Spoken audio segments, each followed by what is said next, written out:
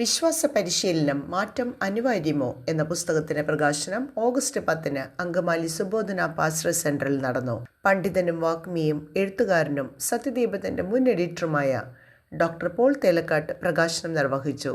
വിശ്വാസ പരിശീലകരുടെ രചനകളാണ് പുസ്തകത്തിന്റെ ഉള്ളടക്കം. Father Paul Kottakkal senior, father Thomas Narikulam എന്നിവരാണ് ഗ്രന്ഥത്തിന്റെ എഡിറ്റർമാർ. ഷിജു ആച്ചാണ്ടി കോർഡിനേറ്ററായി പ്രവർത്തിച്ചു. നടുവട്ടം ഇടവക വികാരി കൂടിയായ ഫാദർ തോമസ് നരികുളം സ്വാഗതം ആശംസിച്ചു. Reverend doctor George Sebastian SJ. മുഖ്യപ്രഭാഷണം നടത്തി. മറിമായം TV പരമ്പരയുടെ script writer S.S. Sumesh Kumar മുഖ്യാതിഥിയായിരുന്നു.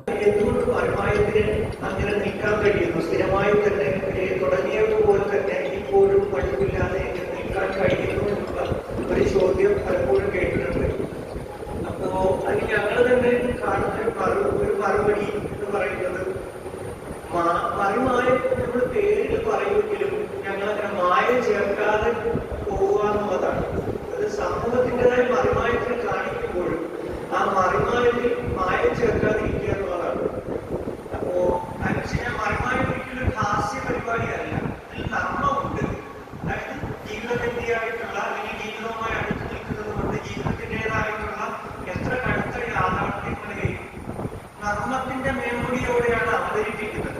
എന്നെ സംബന്ധിച്ചോളം ഇതിൽ 50-100 എപ്പിസോഡ് പോകാനുള്ള കണ്ടന്റ് ഓൾറെഡി എന്റെ കയ്യിൽ കാണും, ഡയറക്ടറുടെ കയ്യിൽ കാണും. അത്രയും തന്നെ.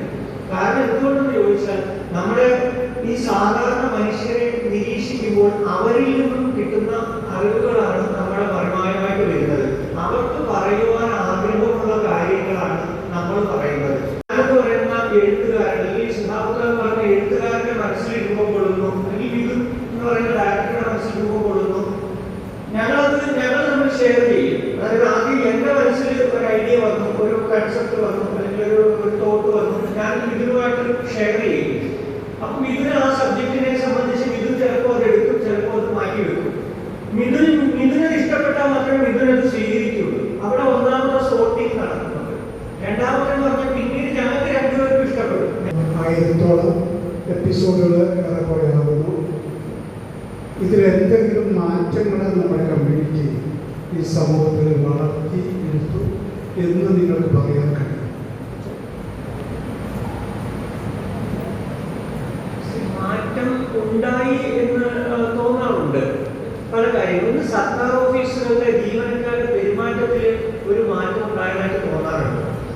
വിലപിടിക്കുന്ന എങ്ങനെയാലും മേടിക്കും. പക്ഷെ പുതിയ തലമുറയിലെ ആളുകളെ സംബന്ധിച്ചിടത്തോളം നമ്മൾ ഇത്തരത്തിലുള്ള കാര്യങ്ങൾ നമ്മൾ കണ്ടിന്യൂസ് ആയിട്ട് കാണുമ്പോൾ അവർക്ക് പുതിയ തലമുറയിലെ ആളുകൾക്ക് അയ്യോ അത് മോശമാണെന്നൊരു തോന്നൽ ഉണ്ടാക്കിയെന്ന് തോന്നിയിട്ടുണ്ട്.